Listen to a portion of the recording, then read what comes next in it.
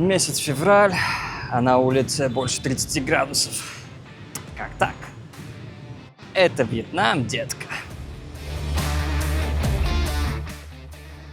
Да, я посетил Вьетнам и побывал в самых крупных его городах в северной, центральной и южной части. И в этом видео я постараюсь показать вам все самое интересное, что я увидел. Первой остановкой моего путешествия по Вьетнаму стал город Хо-Ши-Мин. Хо-Ши-Мин – это крупнейший город на юге Вьетнама, и во времена Вьетнамской войны, когда Вьетнам был все еще разделен, а город носил название Сайгон, он являлся столицей Южного Вьетнама. Сейчас здесь живет более 10 миллионов человек, и это чувствуется буквально с первых минут. Как вы думаете, что первое бросается в глаза, когда ты приезжаешь в Вьетнам? Правильно, конечно же, Скутеры. их здесь просто невероятное количество. Движение, конечно, абсолютно безумное. То есть я знал, что, вообще в южноазиатских странах много скутеров. Но чтобы настолько много. Скутеры здесь повсюду. На дорогах, у кафе, на тротуарах, на перекрестках, вообще где угодно. По разным оценкам, в Хо-Ши-Мине насчитывается более 8 миллионов скутеров, то есть почти столько же, сколько и жителей. Идем просто практически среди проезжей части.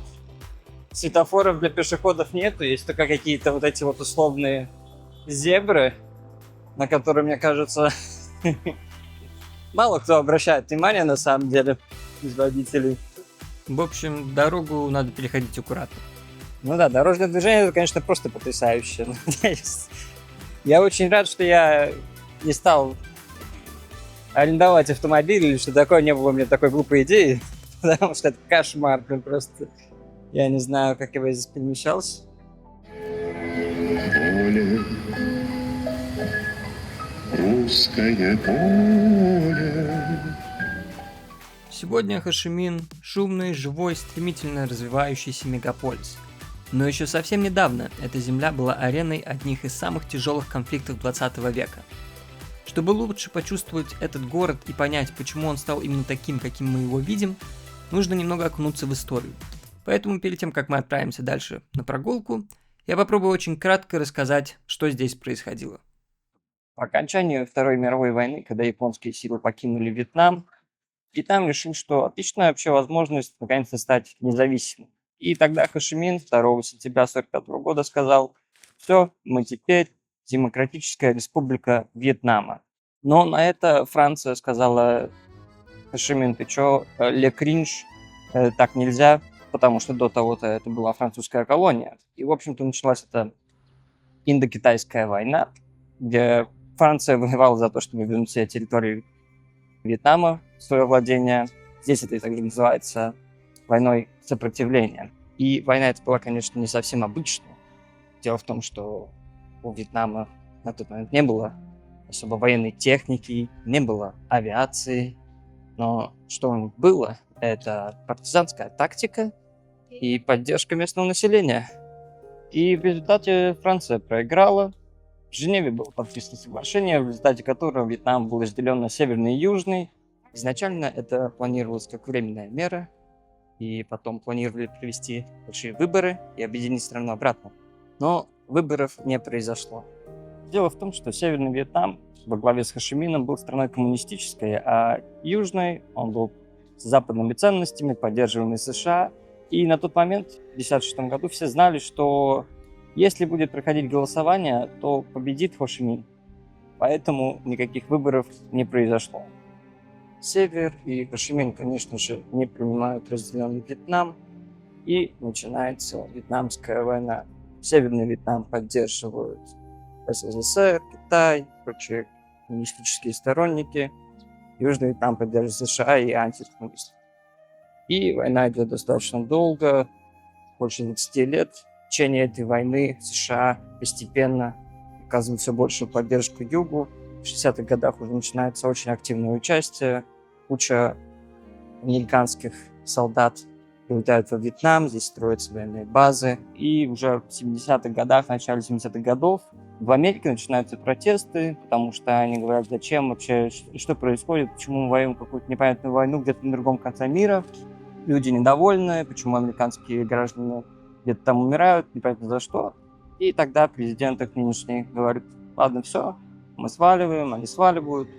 И, Север в итоге побеждает, и Вьетнам объединяется. В 1976 году война заканчивается. Город Сайгон, который был столицей Южного Вьетнама, переименовывают в Хо-Ши-Мин.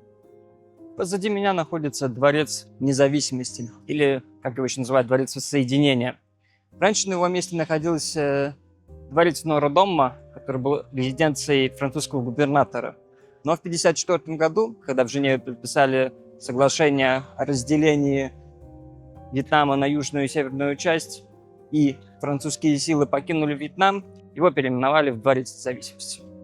Внутри там можно погулять, посмотреть, как выглядели все эти залы конференционные, где всякие совещания проходили. Также под дворцом есть бункер, по которому тоже можно немножко погулять.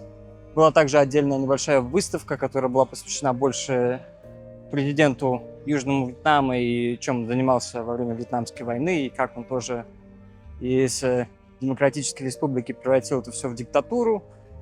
Тоже, в общем, можно, посидеть, послушать, посмотреть всякие. Снимать на выставке было нельзя, поэтому я так рассказываю. Вот тоже интересный факт. В 1975 году определенный лейтенант, имя которого я не буду пытаться произносить, потому что это бесполезно, который был, оказывается, членом Вьетнамской коммунистической партии, секретно внедрился в южные силы воздушной обороны, и вот на таком же примерно истребителе он как раз и произвел бомбежку этого замка независимости. Оба эти танка — это копии танков, которые в 1975 году прорвали оборону Дворца Независимости. 390-й был произведен в Китае, а 843-й в СССР. В общем, достаточно интересное место, особенно если вам интересна история Вьетнамской войны. Здесь больше можно посмотреть на сторону именно Южного Вьетнама. И в целом, если вам интересна эта тема, то в Хошимине, конечно, есть много чего посмотреть, связано с этим. В общем, если вы любитель истории, то в Хошимине вам точно будет что посмотреть. Поэтому обязательно зайдите, если вам такое интересно. В паре минут ходьбы от дворца находится музей жертв войны. Он был открыт в сентябре 1975 года. Первоначальное название у него было «Дом для показа военных преступлений американского империализма и марионеточного правительства Южного Вьетнама». Помимо военной техники, среди экспонатов можно также увидеть гильотину, которую используют для казни заключенных, также тигровые клетки, в которые сажали политических заключенных, и многое другое. Очень жарко. А еще только 10:30. Но, надо сказать, город красивый, яркий такой, архитектура такая колоритная, интересная, такая немножко запущенная европейская, как сказать, видимо, с колониальных времен. Поэтому рассматривать интересно, цветастое, и вот все такое. Но, конечно, грязно. То есть, ладно, сейчас я на более-менее нормальной улице, но пока я тут гулял, рано утром я вышел и прошелся так по райончику. И там, конечно, так. И чувствуется. Запах присутствует достаточно сильный, и запах много где присутствует. Ладно, вот эта улица рядом с парком, здесь более-менее неплохо. А так, в таких улочках, где все эти маленькие забегаловки, где там сидят на стульчиках и попивают, и кушают вьетнамцы, то там, конечно, запах какой-то стоит очень неприятный, неаппетитный, честно говоря.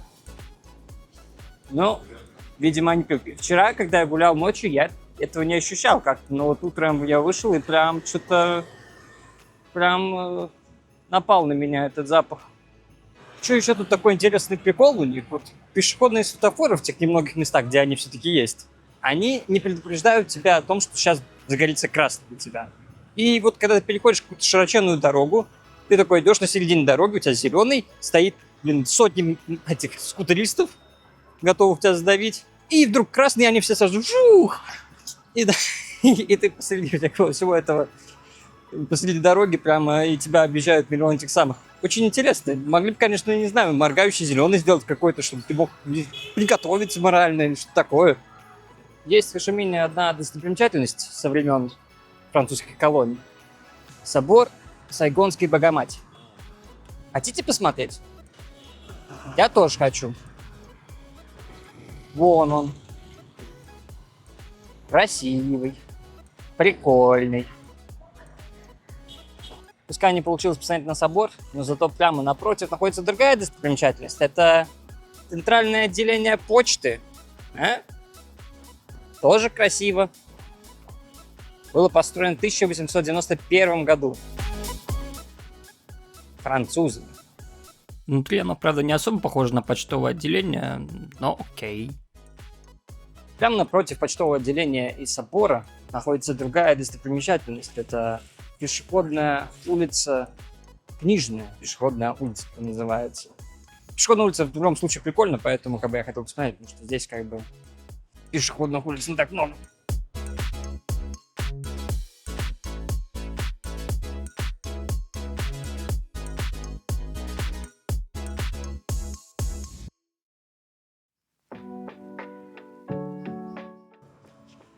Знали ли вы, что кофе со сгущенкой это, оказывается, визитная карточка Вьетнама? Я не знал. Но теперь знаете. Почему это так? Я не уверен, мне не расходится в интернете. Кто-то говорит, что во времена войны вьетнамской от американцев вьетнамцы попробовали сгущенку, она им очень понравилась. Также слышал версию, что это из-за нехватки свежего молока они начали добавлять именно сгущенку в кофе. В принципе, одно другому не мешает. Ну, штука вкусная. Ладно, отдохнули и хватит. Я хочу вас кое с кем познакомить. Челики. Это Хошимин. Хошимин – это челики. Как видите, Хошимин умер в 1969 году, что значит, что он не дожил совсем немного до того, чтобы увидеть свою мечту о едином Вьетнаме, воплощенную в жизнь. Любопытно, но Google Maps показывает, что люди проводят здесь где-то до 2 часов. Я не знаю, о чем они с ним так долго болтают. Мне он не особо отвечает. Так что, Хошимин, лови пятюню, а мы пойдем дальше.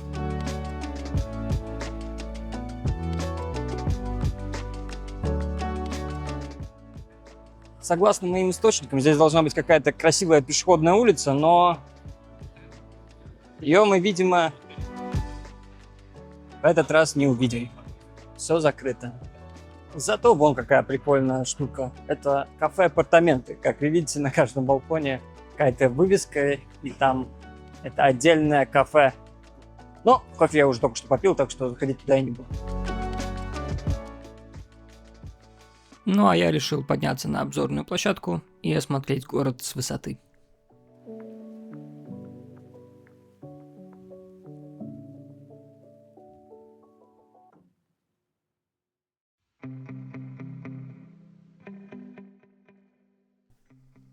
Смотрите, какая там была прикольная монополия в сувенирном. Ну а дальше я остановился покушать в небольшом ресторанчике с террасой на крыше и достаточно неплохим видом.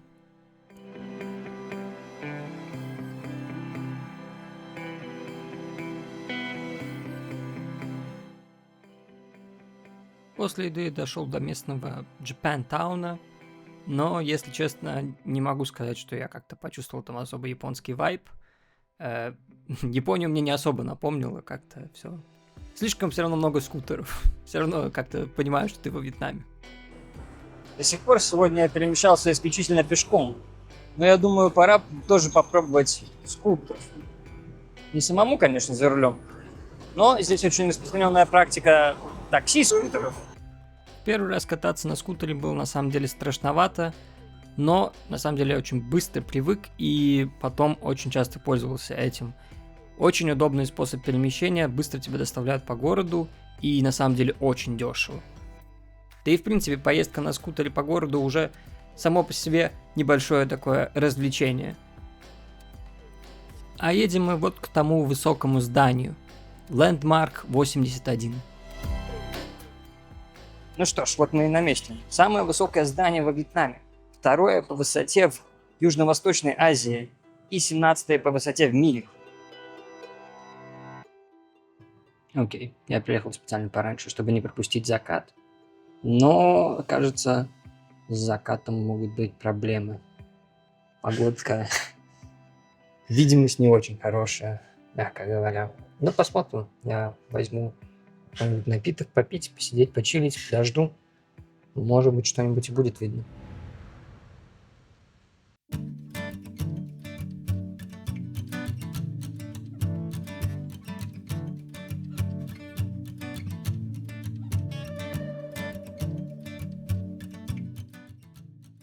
К сожалению, закат все-таки посмотреть не получилось, видимость была неподходящей. Но я остался чуть подольше и подождал, пока потемнеет, чтобы насладиться огнями ночного города.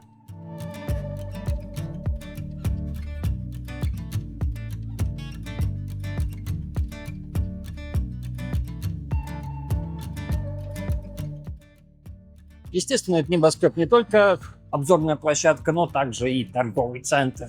И тут, гуляя по нему, я увидел кое-что очень любопытное. Это какие-то караоке-кабинки. И я вот думаю, может быть, попробовать. Я не знаю, есть ли там английский язык. Ну, посмотрим. Предлагает как бы английский язык. Но почему-то ничего не меняется. Что, почему? Ага. В общем, с английским языком у этой машины проблемы. И мне пришлось потратить достаточно много времени, чтобы найти хотя бы одну песню, которую я там знал. И да, выбор английских песен там невелик. Но теперь, когда я монтирую это видео, я понимаю, что я не могу вставить этот отрезок, потому что я спел настолько хорошо, что, скорее всего, YouTube меня просто забанит. Подумает, что я включаю оригинал, поэтому, к сожалению, как-нибудь в другой раз, ребят. Задумка прикольная, реализация, конечно, такая себе, по крайней мере, на английском языке вообще звук. Что ж, мы посмотрели на огни ночного города самого высокого здания во Вьетнаме, но пора бы посмотреть на них также из земли и оценить, как оно все выглядит и как вообще выглядит ночная жизнь. Для этого я сел обратно на байк и поехал, в принципе, в то же место, откуда я начал свой день. Это на пешеходную улицу Буйвен. Если она так произносится, я не уверен. Но это такая самая оживленная улица ночная в Хошимине. Там находится просто куча всяких разных баров, ресторанов, клубов. Очень много кавер-групп играют вот прям так на улице, поют.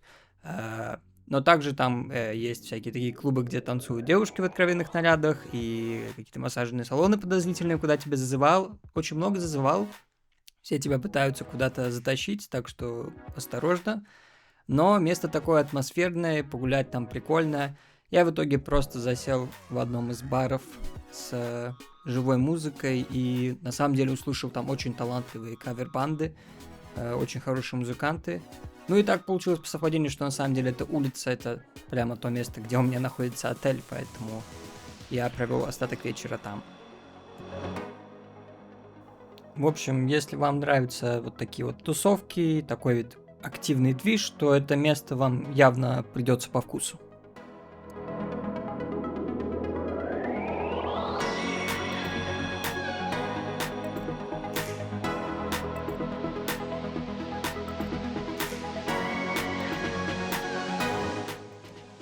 В общем, день уже подходит к концу, так что пора подводить итоги по поводу Хошимина. Я могу сказать, что мне понравилось. Днем было интересно погулять всяким историческим местам, по музеям. И любителям истории будет чем заняться. Ночная жизнь здесь даже тоже достаточно богатая и разнообразная. Так что, как минимум, один день занять будет чем 100%. Ну, а я буду отправляться дальше. Для перемещения между большими городами можно использовать несколько вариантов, такие как поезд или, например, ночной автобус. Но я решил перемещаться на самолете, потому что, если честно, разница в цене совсем небольшая, а разница во времени очень значительная. А время это то, чего мне как раз не хватает. Ну что ж, вот мы и приехали. Добро пожаловать в Дананг. Что сразу ощущается здесь? Прохладнее. Где-то на градусов 7, наверное. Максимум днем 25. При этом ночью ниже 20 не опускается. Так что на самом деле температура очень комфортная. Вообще на сегодня у меня не было никаких грандиозных планов, поэтому никакой спешки особо нету. Изначально я думал, возьму какое-нибудь такси, доеду до пляжа, там посмотрю. Потом подумал, тут прямо автобусная остановка, думаю, что бы не попробовать вообще местный общественный транспорт, там дешево и все такое. Первое, что этот автобус сделал, это он не пришел. Поэтому следующий как будто через 40 минут. Ладно, вот он пришел на самом деле. Просто опоздал на 10 минут. Едем на пляж. Билет стоит меньше 1 евро, ехать 20 минут от аэропорта, очень удобно и дополнительный бонус. Я тут единственный пассажир, это кондуктор. Так что едем как в приватном автобусе.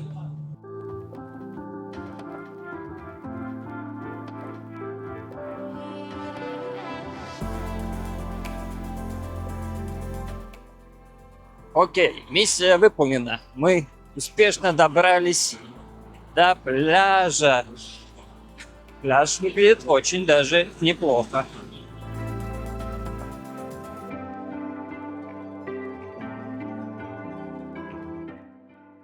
Пляж выглядит на самом деле очень даже чистым.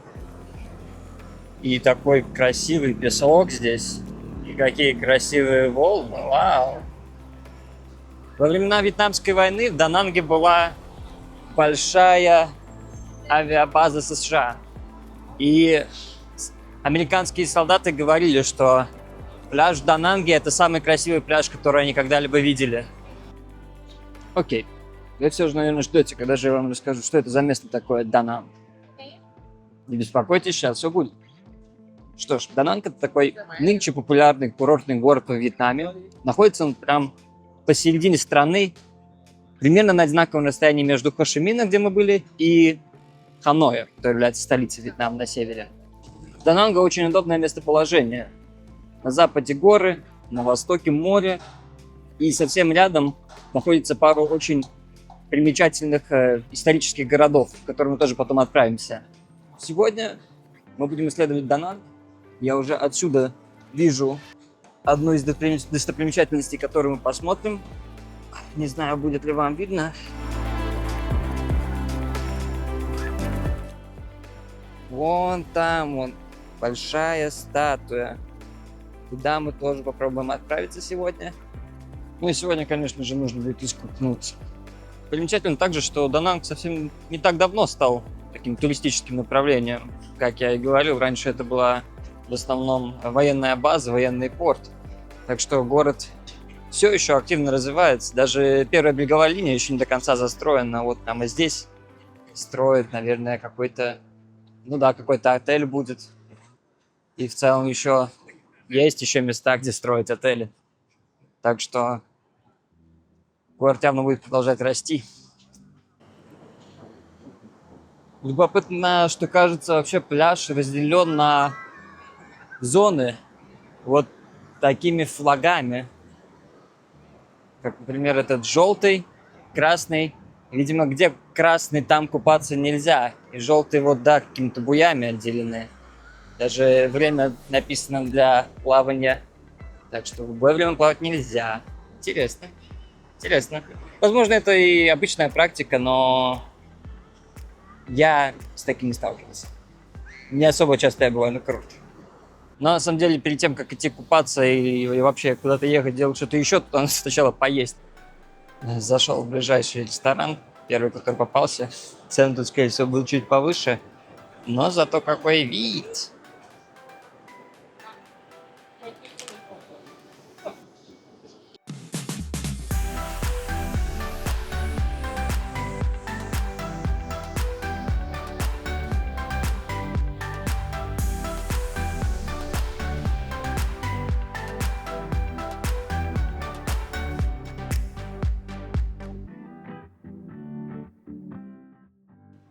Окей, мы на месте. Это называется Мраморные горы. 5 таких пиков неподалеку от Дананга. Каждый из них назван в честь своего элемента. Огонь, земля, вода, дерево и металл, кажется, так. Для ленивых, конечно, есть лифт, но мы же не ленивы. Да и лифт стоит денег, хоть и немного. Мраморные горы – это 5 касторовых холмов, сформировавшихся 60 миллионов лет назад. Раньше, когда вся эта территория была покрыта водой, это были острова, образованные из мрамора. А позднее, когда вода ушла, в холмах остались естественные пещеры, внутри и вокруг которых возвели всякие святилища и храмы. Ну а если верить легенде, то эти пики образовались из скорлупы драконьего яйца. На горе можно посетить несколько пещер с святынями и храмами, а также подняться на одну из 2 смотровых площадок. Долгое время здесь добывали мрамор, из которого строили императорские дворцы, но для сохранения достопримечательности добыча мрамора сейчас здесь запрещена, а мрамор для сувениров привозят из других мест.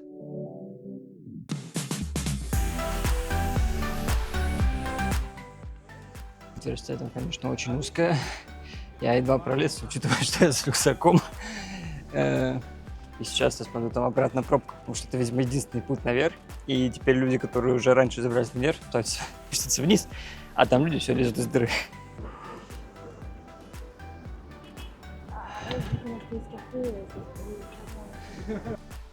Поднялись на вершину одного из пиков. Не самый высокий. Самый высокий вот этот, видимо. Ну так, на самом деле подъем не очень сложный, только что тесно, и да, теперь пробки. Как выбираться, не очень понятно. Хотя, кажется, там есть какой-то путь вниз, люди куда-то идут. Так что, может быть, не все потеряно.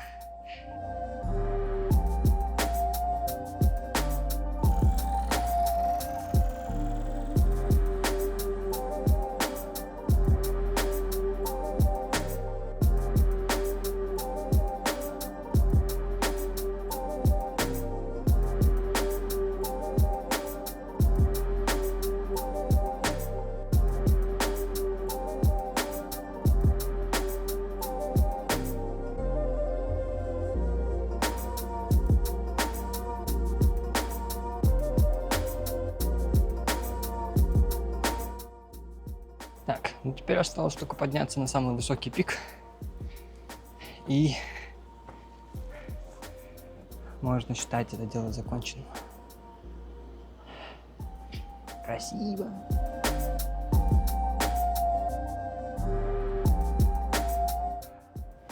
Ну что ж, мы поднялись. Дело сделано. Самый высокий пик. Покорен. Делать, конечно, было бы легче без сумки. А так тоже неплохо.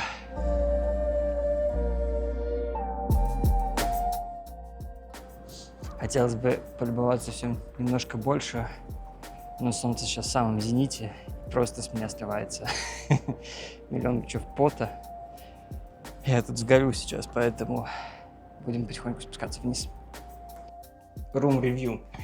Особенно показывать нечего. Комната обычная, ну, большая кровать, столик, душ, туалет. Забавно, что есть вот такое вот окно, и, я не знаю, можно сидеть на унитазе и, наверное, смотреть, чтобы никто не спал на твоей кровати. Можно видеть, что у меня как бы отель-то близко к морю. Но только если там близко зоны, в которых можно плавать, это уже вопрос. Из других бонусов на крыше есть бассейн и бар. Так, мы идем в пляж искать зону, где можно искупаться. Надеюсь, она будет недалеко. Вроде как нам повезло, и здесь купаться можно. А это прям через дорогу получается от отеля. Так что удачно. Хотя я не очень понимаю это, потому что вокруг я вижу красные флаги. Волны, конечно, достаточно сильные. Не зря тут столько серферов. Может быть, нельзя плавать, но просто плескаться можно, как-то, я не знаю. Нельзя заходить на глубину. Ой-ой-ой, повторился история с кроссовками. Ну да, что-то он... Не, выгоняет. Серферу, наверное, можно, да. Так просто самим нельзя. Так-то повсюду красные флаги. Как будто нигде особо плавать нельзя. Я думаю, что единственный выход — идти вот к тому месту, где мы были в начале. Когда мы приехали только. Потому что там были зону, где можно было купаться. Ну, тут, скорее всего, идти не так долго. По-моему, минут 15 пешочком вдоль пляжа. Кажется, это оно. Желтый флаг. И люди купаются. Все легально. Ура! Осталось только приодеться где-то. А вон места, где приодеться. Отлично, все есть. Вперед купаться. Окей, миссия выполнена. Покупались. Вода примерно, ну, я смотрел онлайн, вода где-то 23-24 градуса. И это вроде как самая холодная вода, которая здесь, в принципе, может быть, но пляж чистый, вообще никаких водорослей, ничего такого нету. Очень похоже, на самом деле, на Юрмальский в плане того, что далеко надо заходить, чтобы глубоко было. Я даже не дошел до того, чтобы где я бы ногами не мог доставать до дна. Ну а дальше я отправился посмотреть на гигантскую статую Леди Будды, которую видно с любого места побережья.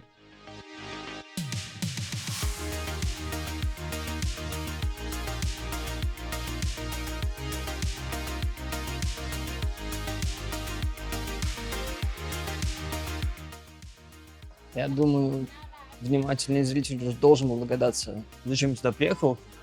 Ну, кроме, конечно же, увидеть крутую статую и пагоду. Я хочу заснять закат, раз это не получилось сделать вчера. Сегодня погода выглядит лучше. Да и место тут достаточно козырное. Все должно быть прикольно.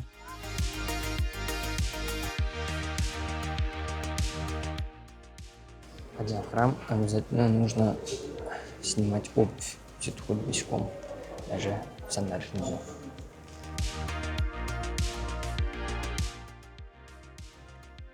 На самом деле, у меня нету много что сказать про это место в плане истории, что-то такое.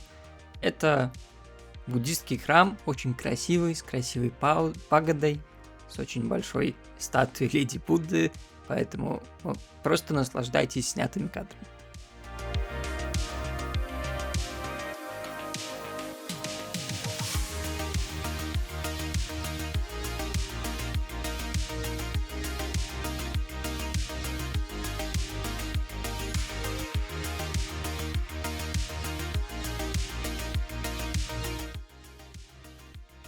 Что еще прикольно, это место находится рядом с так называемой обезьяньей горой. Поэтому здесь достаточно много обезьян гуляет просто так, и можно на них тоже полюбоваться.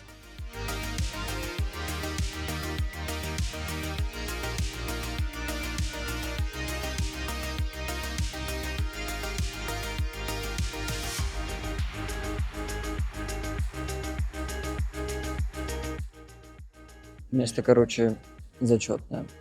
Статуя сама очень клевая, пагода такая впечатляющая. Ну и, блин, вид какой. Вообще классно. При том, что вход вообще бесплатный. Сюда доехал, чисто заплатил только 1,5 евро за мопед, который мне на самый верх еще отвез. Даже никуда подниматься не надо. Так что, если до ноги будете, обязательно к посещению. Закат, к сожалению, как будто не получается. Ну, посмотрим.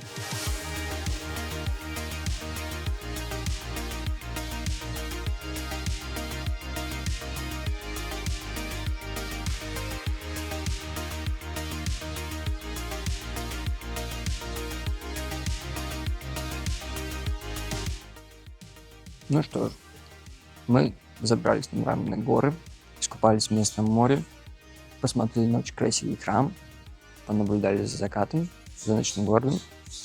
Осталось посмотреть, что ночной город может предложить нам теперь.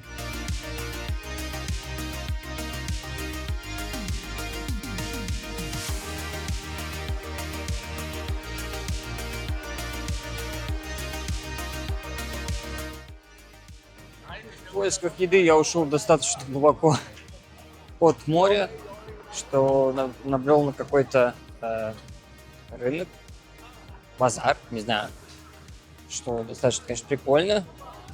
Ночной рынок, интересно. Немножко можно здесь погулять, но что более даже интересно, здесь прямо тут рядом находится последняя достопримечательность, которую я, в принципе, хотел посетить, и как раз хотел посетить ее именно после захода солнца. За мной вы можете наблюдать мост Дракона. Я изначально думал вообще, что у него две головы, по одной с каждой стороны, но оказывается одна голова у него с той стороны, с этой стороны все-таки просто хвост. Самое интересное в этом мосту, ну, кроме того, что он переливается и меняет цвета каждые несколько минут, это то, что по выходным в 9 часов вечера он делает какое-то представление. Я слышал, что он плюет огнем, плюет водой, что-то такое. Поэтому, если мы подождем около 40 минут и 3 дней, то мы тоже сможем это увидеть. Потому что сегодня среда. В попытке покрасивее снять этот мост и как-то вместить его в кадр, я забрел как-то куда-то далеко, и мне теперь надо как будто бы вот туда-обратно на тот берег, но мне что-то так лень идти. Думаю, может взять скутер опять. Ай, хотя ладно, здесь не так далеко.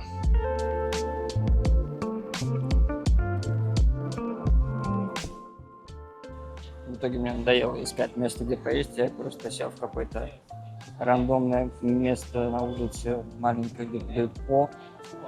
И вот сижу тут прям в дороге сижу. Ну, надеюсь, что будет вкусно. Я по еще не пробовал, так что, в принципе, это же надо попробовать. Почему бы нет? Если нет, thank you.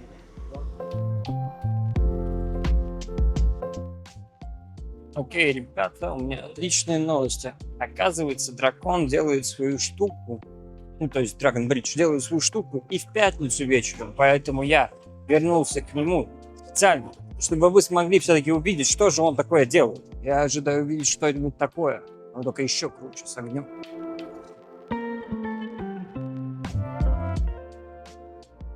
У них тут все очень хитро, как раз под этот самый... Под начало шоу сюда приезжают всякие вот эти вот тележки с едой, расставляют вот тут стульчики, столы, чтобы люди садились и просят у них денег, соответственно, за еду.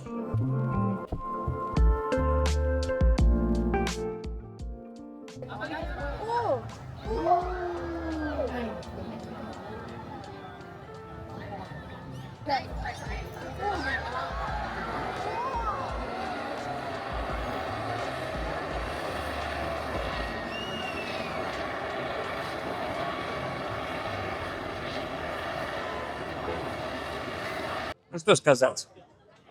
Не то чтобы это было супер впечатляюще, но это более впечатляюще, чем та же трансформация Гандама в Адайбе. Не, водой он стрелялся прикольно, водой достаточно прикольно. А вот огня, если бы струя огня была в 2 раза больше, тогда было бы круто.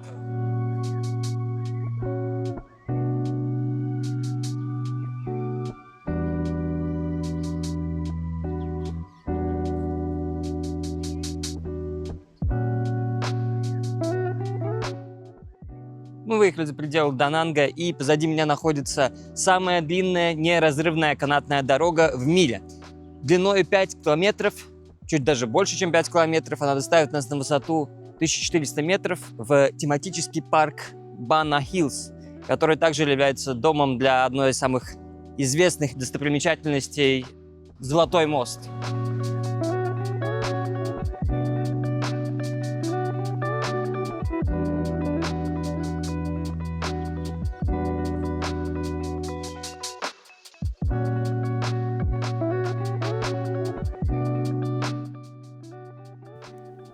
Мост, конечно, очень прикольный, но главное, что с него открывается замечательный вид на облака.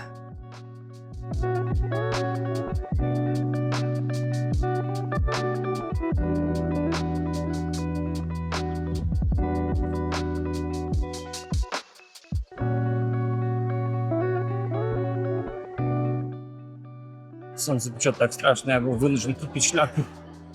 Кажется, мы отправляемся в замок.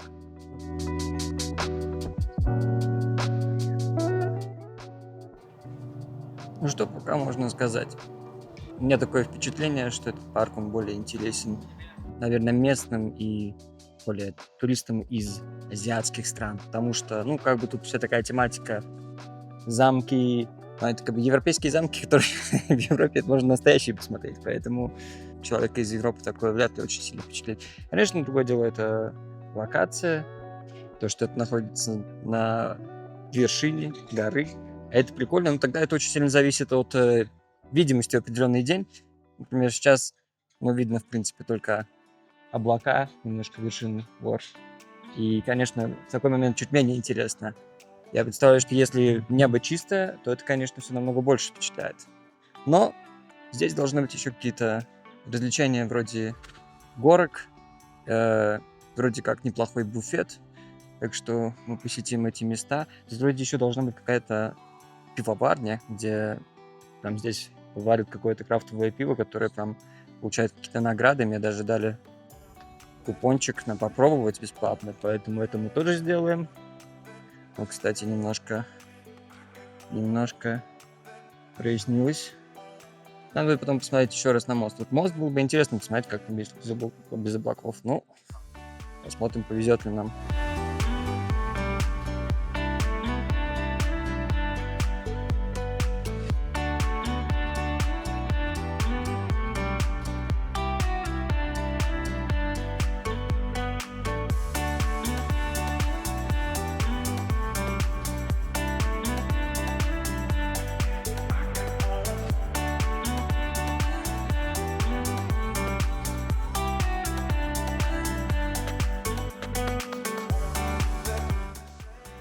Окей, я уже спустился вниз и готов потихоньку уезжать.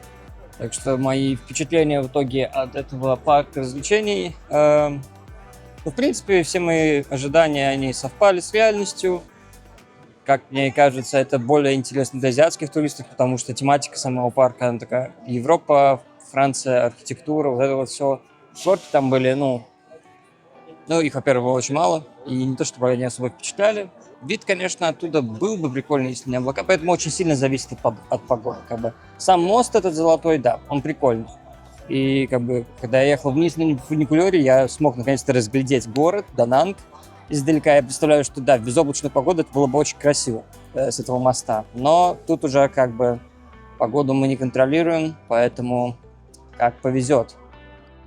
Я рад, что я решил ехать сюда сам, а не как часть какого-то тура, о чем я тоже задумывался, потому что эти туры выезжают рано утром и возвращаются немножко позднее вечером, получается, проводят там очень много часов.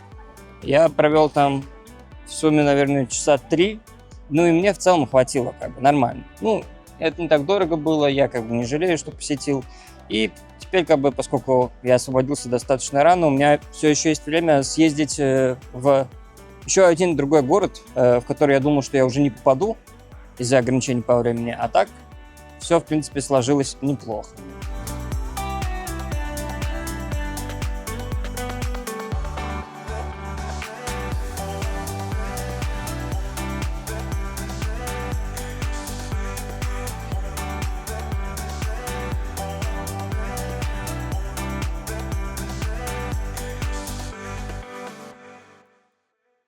Спустя всего лишь какой-то час и 15 минут езды на байке мы наконец-то прибыли в город Хой-Ан. Пока что все выглядит очень симпатично. Чтобы немножко контрастировать на парк развлечений в европейской тематике, приехали в Хой-Ан, который считается таким очень аутентичным вьетнамским городом.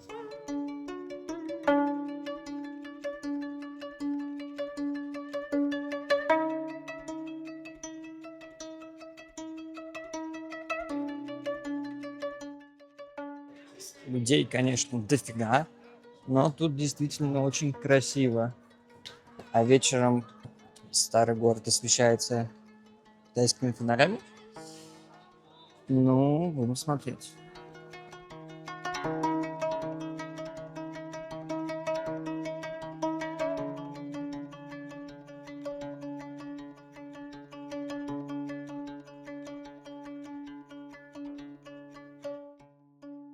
Что вообще можно рассказать про Хой-Ан?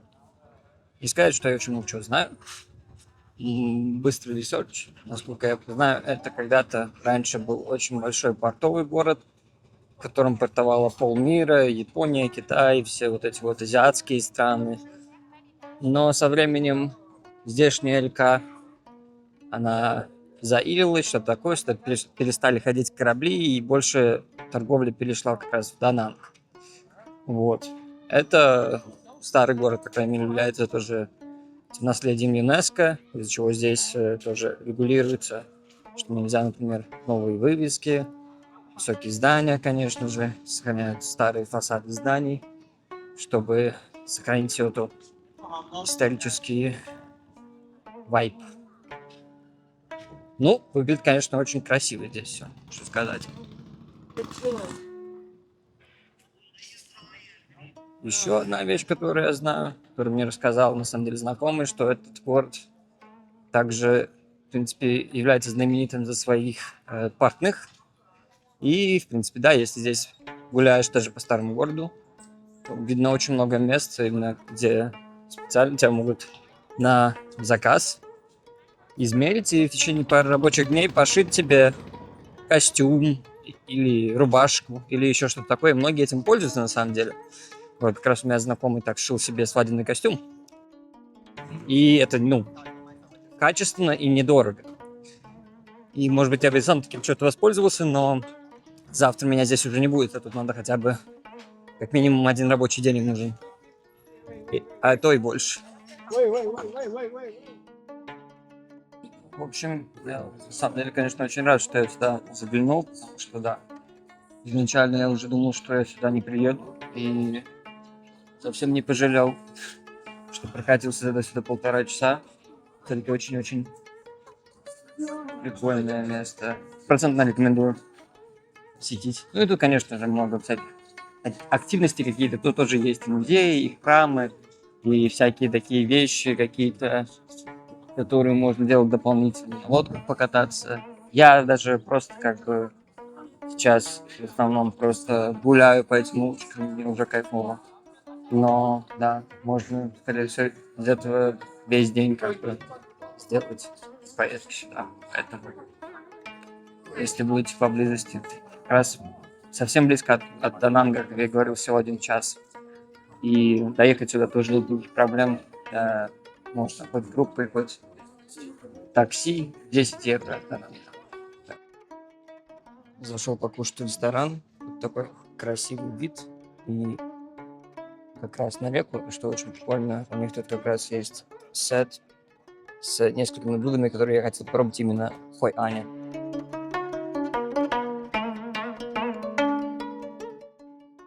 Очень вкусно покушал, на самом деле. Вот из уникальных блюд там как раз была эта вот тарелка с лапшой с мясом чао-лао, кажется, так называется. Говорят, что лапшу для этого блюда готовят только здесь, в Хойан. Поэтому это уникальное блюдо, которое следует попробовать. И на самом деле оно мне действительно очень понравилось. Было, возможно, лучшее из того, что я пробовал за свой трип пока что. Хотя я ничего особо не ожидал.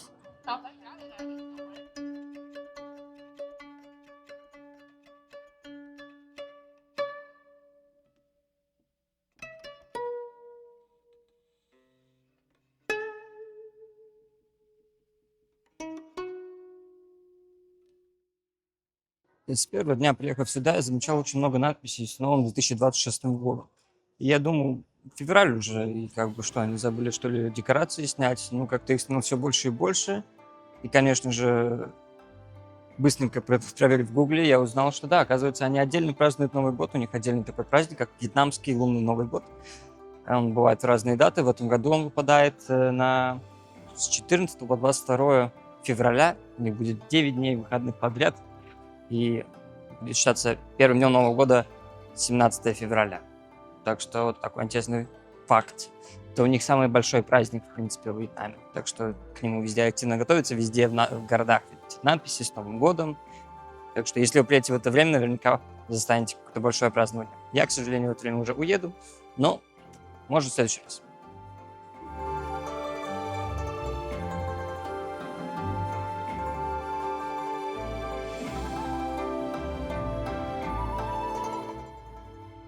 Кататься на лодке, конечно, очень красиво, но вечером на них выстраиваются прям гигантские очереди, так что имейте в виду.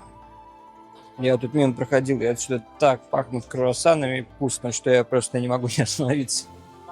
Скушав свой круассан, я еще немножко погулял по городу, а потом взял такси обратно до Дананга, и там немножко погулял по пляжу, на чем, собственно говоря, и закончил свой день.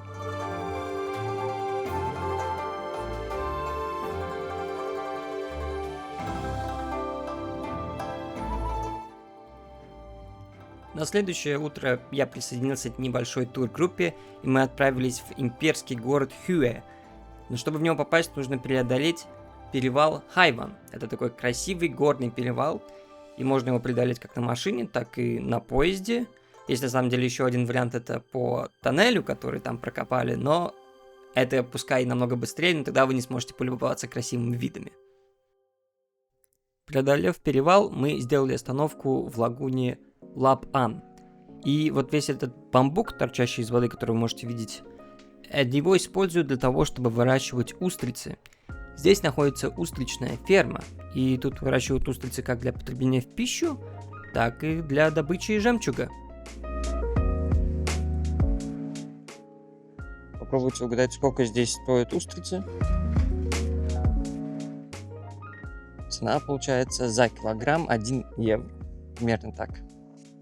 Сколько у вас стоят устрицы? Пишите в комментариях. Как известно, Вьетнам — это страна кофе, и у каждого региона есть свое специализированное, как бы, своя визитная карточка. Если вы помните, в Хошимине я рассказывал про кофе с сгущенным молоком, и вот здесь, в центральном Вьетнаме, это соленый кофе, а в Ханое это будет кофе с желтком, который мы тоже попробуем, а сейчас мы пробуем как раз соленый кофе, раз мы здесь остановились в кафе. Ух ты. Интересно, так, конечно. Солененько, прикольно. Ну, это, конечно, холодный кофе, но мне кажется, насколько я понимаю, это кофе, оно тоже с добавлением сгущенного молока, просто оно отличается тем, что они дополнительно добавляют еще и соль. Также тут есть такая возможность, я узнал в кафе этом, попробовать как раз устрицы. Я никогда не пробовал устрицы, поэтому мне интересно попробовать, и тоже недорого. Лучше возможность не предоставится, я думаю.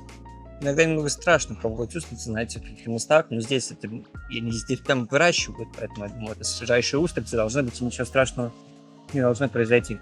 Так, ну вот и наши устрицы. Я не мог выбрать, какие взять, поэтому я взял микс 4 грилд и 4 свежие. Это все стоило 5 евро. Что, конечно, не евро за килограмм, как я сказал, но это потому, что это ресторанная цена.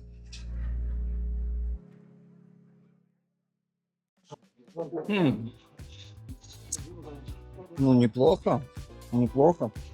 Просто некоторые говорят про устрицы, что это такое, что-то оперативное, но я бы сказал, скорее, что мне нравится.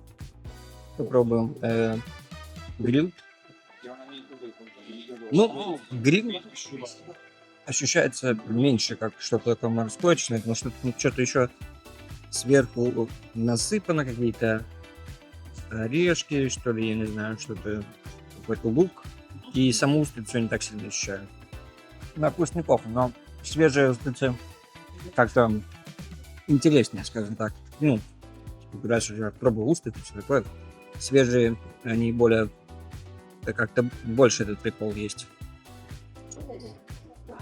Люди вокруг ходят и удивляются, почему такие, о, есть устрицы. Блин, здесь устричная ферма, как здесь не есть устрицы, ё-моё, люди. Вы чё? Первый раз попробовал устрицы. Свежие устрицы, по крайней мере, мне очень даже понравились.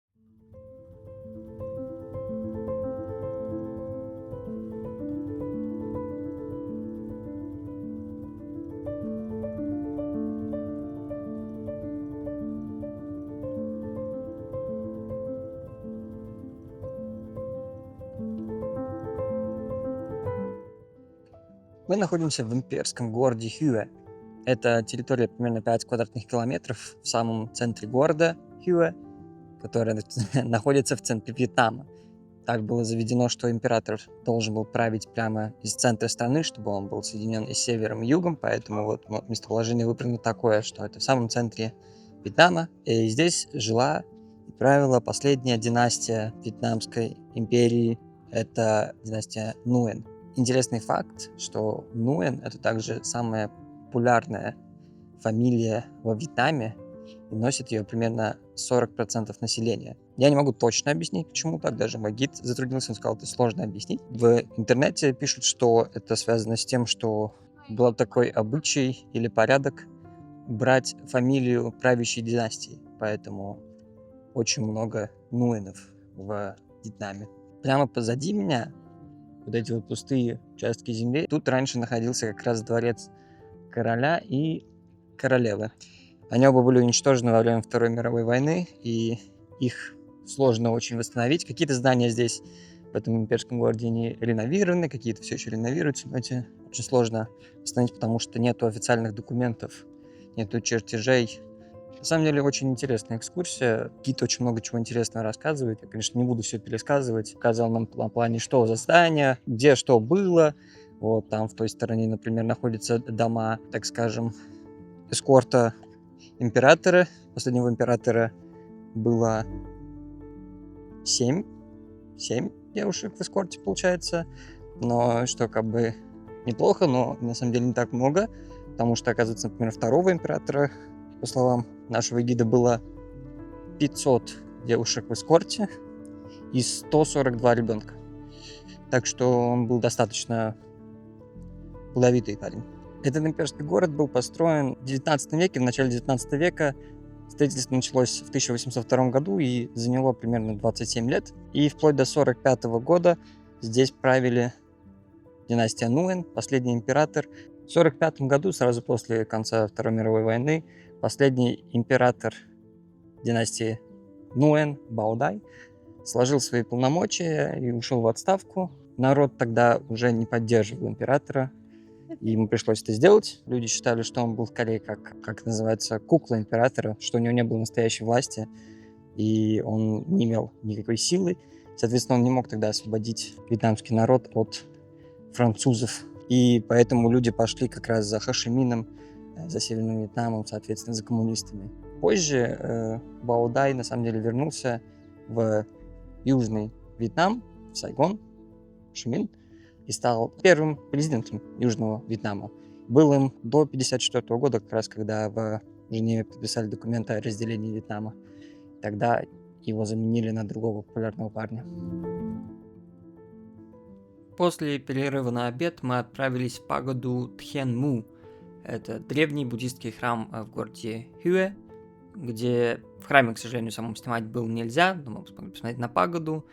Наш гид Хью рассказал нам достаточно много интересных фактов про буддизм и вьетнамский буддизм в частности, показал нам, как правильно молиться. Было достаточно интересно.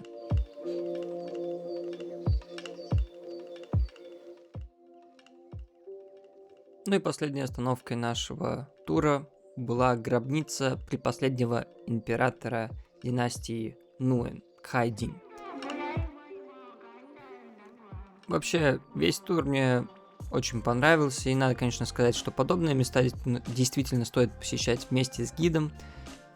В тот же имперский город, если бы я приехал туда сам, я бы просто там походил, поглазел бы и все, и уехал бы. А так, мне рассказали достаточно много очень интересных фактов, и то же самое было и в гробнице, и поэтому я рекомендую, обязательно, если вы будете в этих местах, возьмите гида.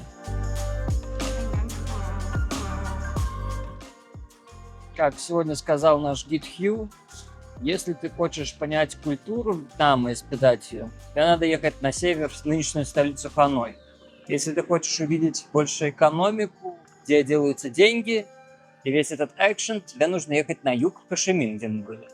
А если ты хочешь просто комфорта, удобный курорт, то тебе надо ехать в Данан. Данан, в принципе, и среди вьетнамцев считается самым комфортабельным для жизни городом.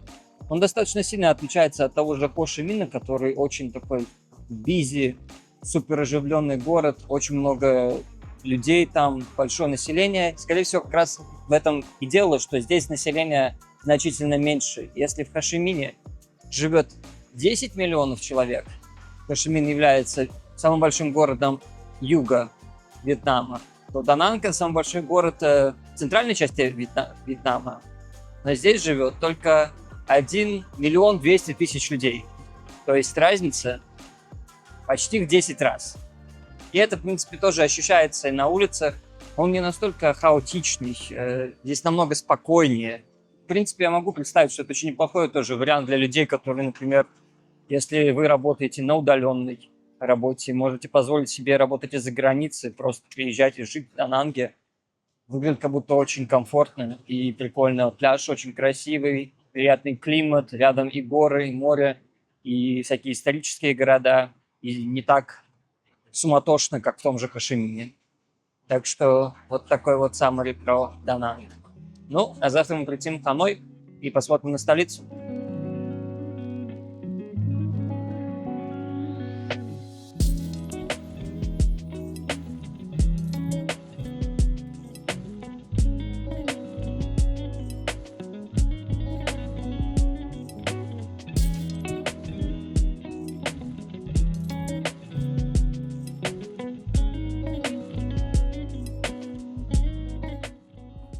Быстрый airport review. Доместик терминал в Дананге намного прикольнее, чем в Хошимине. Ревью закончен. Итак, мы приехали в Ханой. Ханой — это второй по величине город и нынешняя столица Вьетнама. Живет здесь больше 8 миллионов человек. Если честно, за несколько дней в Дананге я как-то подрасслабился, зачилил. И сейчас нужно снова привыкать ко всей этой суете, потому что тут очень суетливо, да, все эти очень шумно. Находимся мы в Old Quarter, старый район. Будем сегодня гулять, завтра будем гулять. Прогнозом выглядит так, что сегодня, к сожалению, последний день с хорошей погодой. И завтра будут уже и дожди, и похолодание, и это будет несколько дней. Поэтому надо попробовать посмотреть сегодня побольше всего. Но посмотрим, как получится.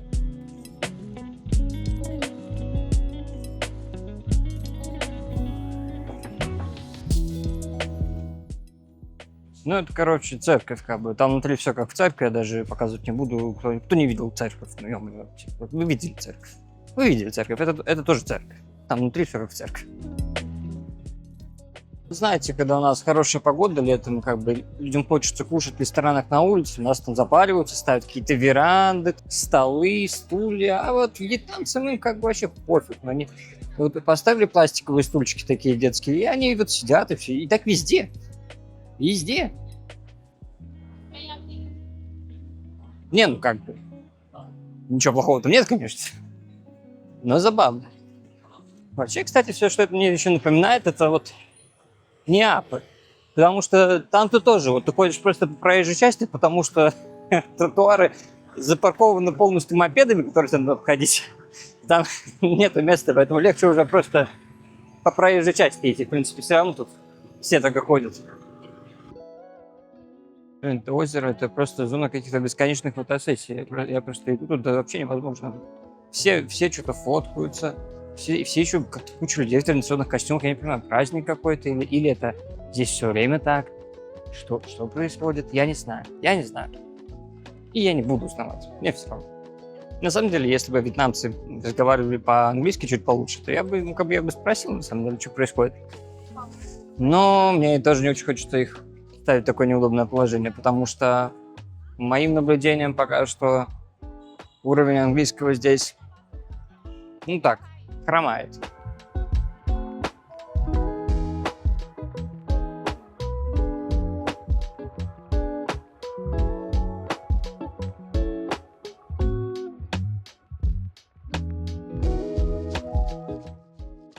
В итоге я задал вопрос про костюмы официантки, потому что не проверял, что они плохо говорят по-английски.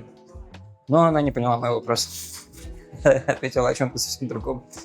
Ну, что делать?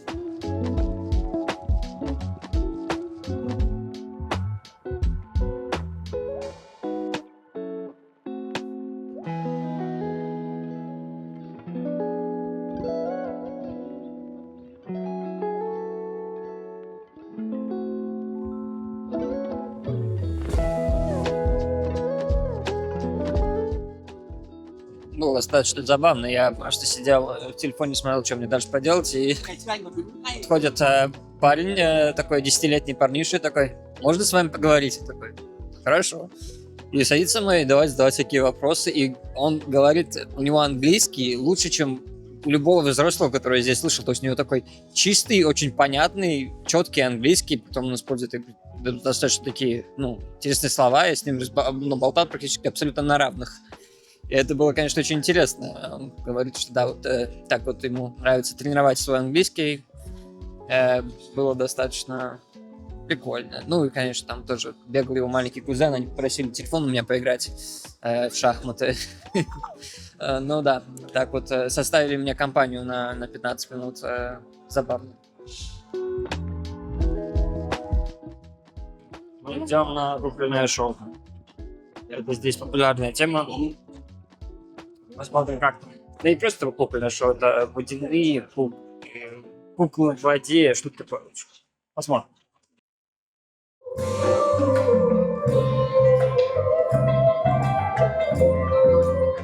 Водяные куклы — это традиционный северный вьетнамский театр, и раньше крестьяне разыгрывали сценки прямо на затопленных рисовых полях во время праздников. Отсюда, собственно, и сцена с водой. И во время этого представления они показывали разные иллюстрации каких-то традиций и также каких-то легенд вьетнамской мифологии. И все это происходило под живую музыку, и в целом было достаточно интересно и достаточно уникальный опыт, который я тоже советую. Ну а на следующий день я решил посетить мавзолей Хошимина. Этого стоило ждать, но мавзолей оказался очень серьезным местом, чтобы в него войти. Пришлось обойти всю территорию и пройти security checkpoint, прям как в аэропорту. И у меня даже воду отобрали. И потом перед уже входом в мавзолей меня отобрали тоже камеру, отдали только на входе. При этом телефон как бы оставили, но снимать все равно нельзя. Вот. Ну, это, в принципе, да, все понятно. Внутри там на каждом шагу вооруженные солдаты смотрят, чтобы ты ничего не делал, и тоже там останавливаться долго нельзя, тебя как бы гонят идти вперед, поэтому ты как бы проходишь мимо забальзамированного Хошимина очень быстро. Ну, вообще никогда не был до этого в мавзолее, наверное, может, как и всех мавзолеях, не знаю. Но да, там и я был даже немножко удивлен, потому что я не знаю, почему я как-то не ожидал, возможно, что его будет так хорошо видно. Я думал, что может быть спрятан, не знаю почему. Но нет, он там, да, лежит такой, выглядит таким свеженьким, как, наверное, и должен, да. Глупо это, наверное, но да, я говорю. Я никогда не был в мавзолее и никогда не видел так вот забальзамированного человека. Так что, в принципе, конечно, посмотреть на него было интересно. За отдельную плату 40 тысяч можно посмотреть президентский дворец и дом Хошимина, где он жил, и, соответственно, президентский дворец, где он работал с 54 по 69 год. Вот мавзолей, кстати, был бесплатный. Вот это президентский дворец, где он работал. Интересный факт, что сам Хошимин на самом деле не хотел, чтобы его бальзамировали. В своем завещании Хошимин прямо высказал желание, чтобы его тело было кремировано, прах был разделен на 3 части и развеян или захоронен на севере, центре и юге Вьетнама как символ единства страны. Он прямо писал, что он не хотел пышных церемоний, дорогих сооружений и нагрузки для народа. Но в итоге, когда он умер в 1969 году, коммунистическая партия эти желания проигнорировала, и тело его было забальзамировано и помещено в мавзолее. Сделали они так, потому что по разным причинам, но одна из которых называется, что это все еще был период Вьетнамской войны, народу нужен был сильный символ национального единства, и образ лидера использовался как моральная опора. Конечно же, побывав в Ханое, я не мог не посетить и пройти мимо знаменитой улицы с поездом. Такая очень известная достопримечательность, очень узкая улочка, где буквально в метре от домов проезжает поезд, и люди могут сидеть в кафешках, попивать кофейко и наблюдать за этим зрелищем. И я тоже в ожидании этого зрелища остановился в одной из кафешек, заказал себе кофейко и стал ждать поезда. Но, оказывается, совсем недавно, буквально неделю назад, случился какой-то небольшой несчастный случай на мосту по соседям. Обнаружили какую-то поломку, из-за чего поезд уже буквально неделю последнюю не ходит, и мне сказали, что ближайшие несколько дней ходить тоже не будет. Поэтому поезда я не увидел. Но зато я попробовал знаменитое кофе с желтком. Могу сказать, что оно довольно странное. Кофе с солью мне понравилось больше, намного больше. Мы приехали в город Нинбин, и нас ждет живописнейшая прогулка на лодке по вот этой вот реке среди вот этих вот красивых гор. Так что должно быть очень круто. Фан-факт, по пути сюда, поскольку температура упала просто зверски, сейчас где-то 14 градусов, и я реально начал очень сильно замерзать, я не паковался на такую температуру, мне пришлось купить вот курточку на остановке, и забавно, что это вьетнамский размер 3XL. Такие вот у них тут интересные размеры.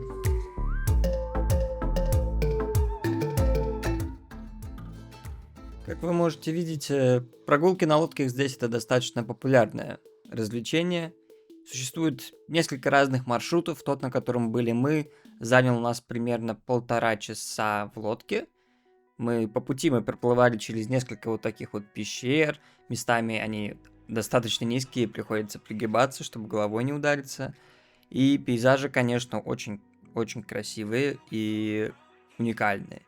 Такого я еще не видел.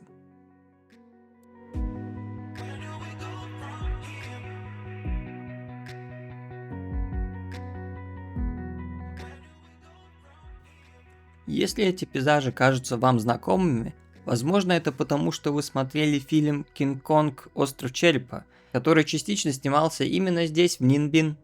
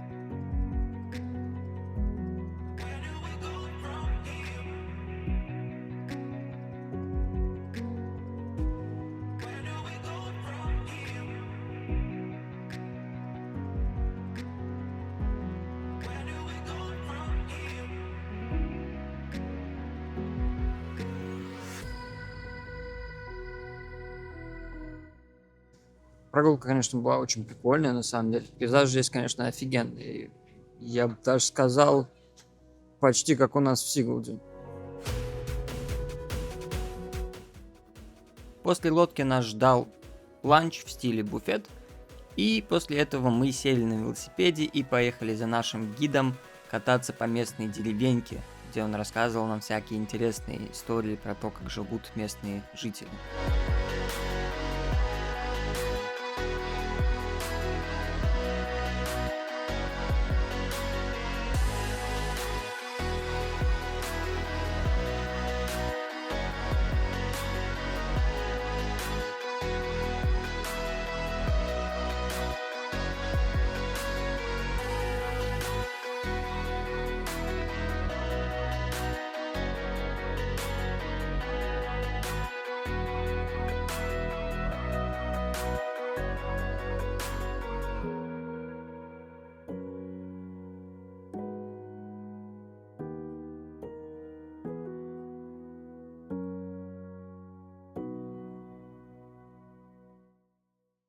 Мы приехали в Хуалу. Это древняя столица Вьетнама. Я так понимаю, это была первая столица Вьетнама.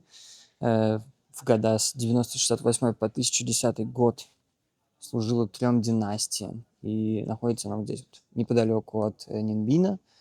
И выбрано было это местоположение из-за того, что здесь вокруг все вот эти вот горы. Соответственно, очень удобно ее защищать. Ну и реки тоже. Вот.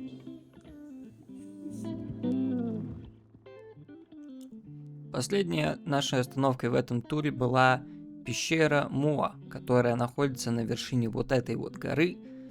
И чтобы туда подняться, нужно преодолеть примерно 5 сотен ступенек.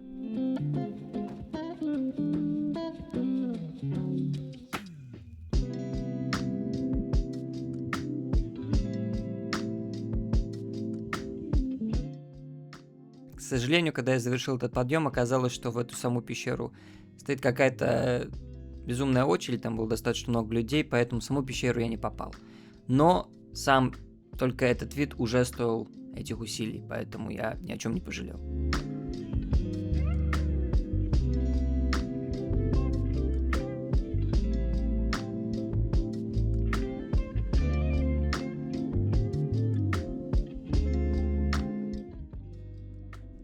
Подводя итоги, Нинбин и окрестности очень красивый, просто безумно. Но могу сказать, что, наверное, здесь гид не так сильно нужен. В принципе, вы можете приехать сюда сами. Все равно удобно, что с гидом вы как бы не надо ни о чем думать. Вас отвезут во все самые красивые места. Просто рано утром вас подберет автобус и потом отвезет вас обратно к отелю. И это, конечно, удобно. Но если вам хочется, может быть, немножко сэкономить, то вы можете, в принципе, и вполне сами приехать во все эти места.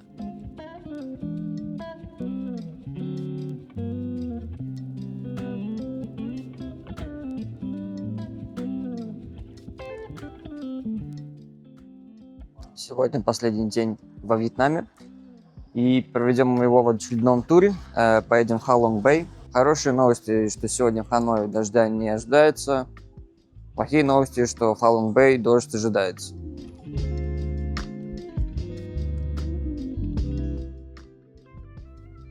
По пути в Халонг-Бэй мы остановились в Жемчужном музее, где для нас провели небольшую экскурсию и достаточно подробно рассказали про разные виды устриц и разные жемчуги, которые из них получают, а также как происходит процесс выращивания устриц для жемчуга. Это было достаточно познавательно, и я для себя узнал много нового. До того я, в принципе, не представлял особо, как это все происходит, но здесь все достаточно интересно рассказали и показали.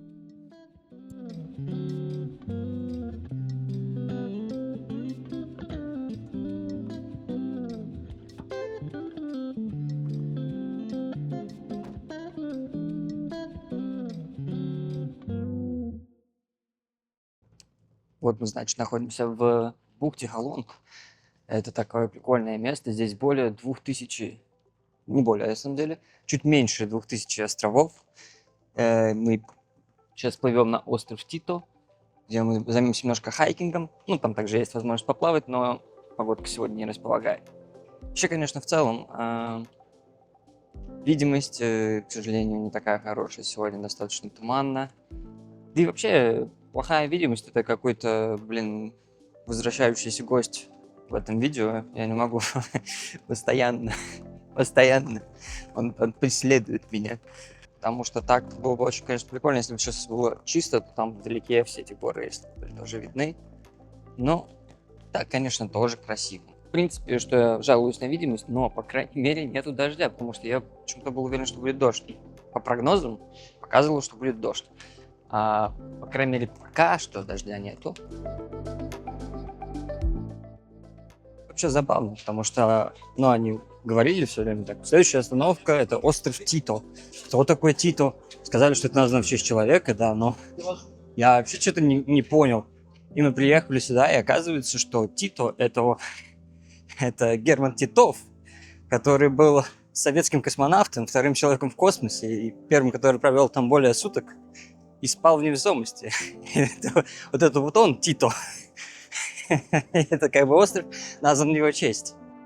Как вообще так получилось, что остров где-то во Вьетнаме, назван в честь советского космонавта. На самом деле достаточно простая история. В 1962 году Титов приехал сюда с визитом. И это был такой визит от СССР прямо в разгар Вьетнамской войны, как знак поддержки СССР Северному Вьетнаму. Он встретился с Хо Ши Мином, который пригласил его вот на прогулку как раз здесь, в бухте Халонг. И они приплыли на этот остров, поднялись наверх. И Хо Ши Мин так и сказал: этот остров будет назван в твою честь.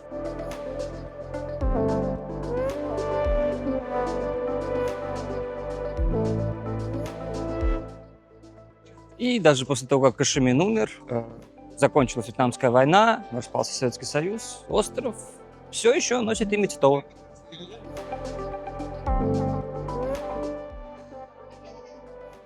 Пляж, конечно, очень живописный и красивый. Было бы чуть-чуть потеплее. Ну, на самом деле, даже нет проблем. У нас тут много времени, и я даже плавки с собой не взял, потому что, может, погода будет намного хуже.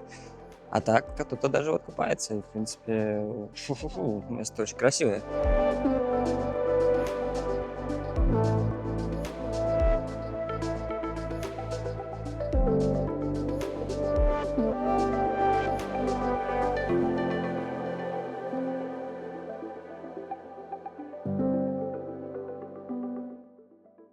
Ну а вот и наша следующая остановка. Здесь у нас есть опция принять участие в 3 разных активностях. Покататься на каяке, покататься на бамбуковой лодке или покататься на скоростном катере.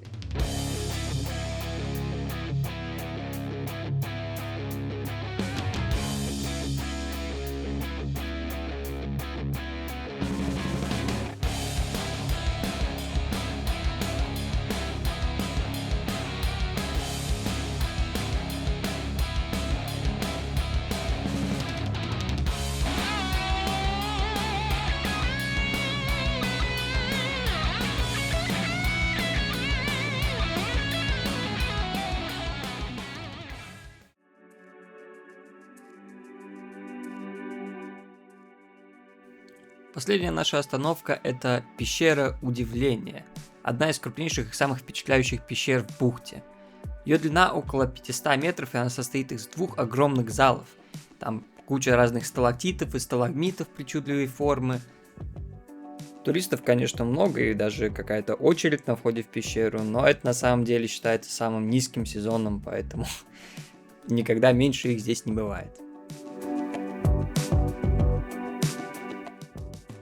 Местные гиды любят показывать каменных животных в формах скал. Вот, например, это дракон, а это черепаха, а вот палец.